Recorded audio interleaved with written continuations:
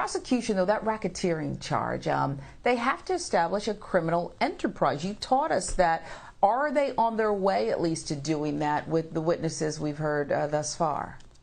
Well, listen, I think that this was one of the best days for the defense. The needle was moved a little bit in terms of, have they created this enterprise, this group of people to say all around that R.Kelly instructed them to do 1, 2, and 3? They have not really gone down that path. They tried to do it with Demetrius Smith. That was the former tour manager. He said that R.Kelly knew nothing about the bribe. They tried to do it perhaps with the doctor, and maybe they implicated him a little bit in terms of the herpes, but in terms of the criminal enterprise, not necessarily. Then we have Anthony Navarro. He was an assistant in the house who said he didn't see any sexual acts, and that while it was strange and something out of the Twilight Zone, this wasn't necessarily something that R.Kelly was having him do any criminal acts. Yes, he told him that he couldn't talk to the girls. He told him that, they could eat at a certain time. But this criminal enterprise, we're not going down that road yet. Of course, we have a number of weeks, so we're going to see many more witnesses to create this group of people, this spider web that R.Kelly was in control of.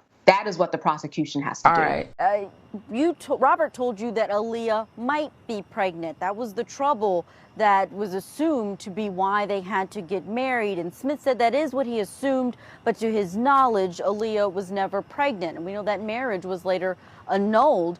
Another point, though, and one of the biggest points that the defense was able to bring out on cross-examination, is Koenig asked the witness on this stand, Robert never had anything to do with your bribing anyone to get a marriage license. And Smith said, that's correct. No, he didn't. So there is part of that charge that says Kelly had to knowingly and intentionally cause someone to bribe an official in order for it to be proven that there was a bribery. So could be a challenge, but the prosecution still has many more witnesses to call. All right, let's bring back in our think tank. We got the full tank once again. Michael Bixson, let's talk about Aaliyah.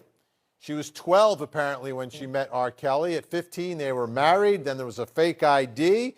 But all of a sudden, it's coming out that this guy's kind of acting on his own a little bit. And R.Kelly's not necessarily, according to the testimony.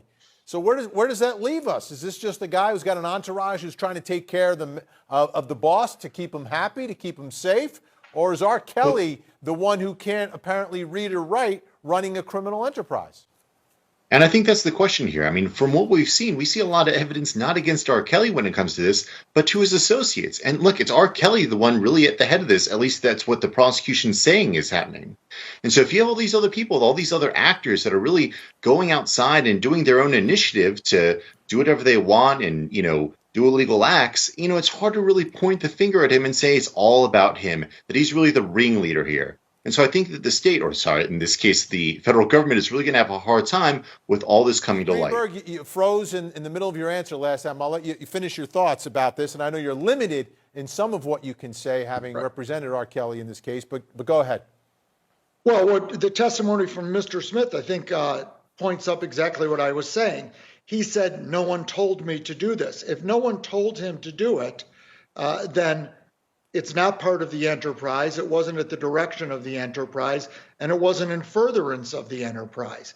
And that's really where they have to pick at this case. Everyone's going to be disgusted by the rest of the testimony. I frankly don't know why so much is coming in about his sex life and the details and all that, because that doesn't go to the enterprise. No matter what you think of what these witnesses are saying, and people are going to not like this, but this is what the law requires. You got to look at what he's charged with. So he's charged with running a criminal enterprise. If these are Robert's rules that Robert's telling them, if Robert's doing things to them, and so on, if it's Robert, it can't be a criminal enterprise.